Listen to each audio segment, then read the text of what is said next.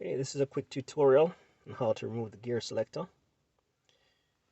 First you want to do, if you look here, you'll see there are two sections to the gear selector. Base here, you want to pull down. Okay, you might need a screwdriver in some cases if it's particularly tight. In this case I didn't need it. Now if you look down here in this general area, you will notice a clip right here. Okay, use a screwdriver and gently pry it out. It may fly in some direction. Okay, please don't go. And we have it here. All right, and this is what it looks like. Okay,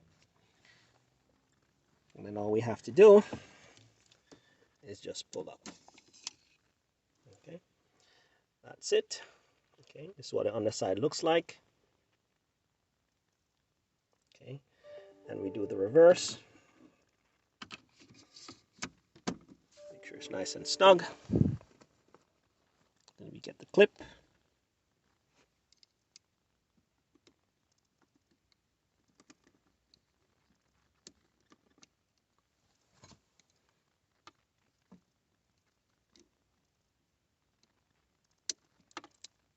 Back in place.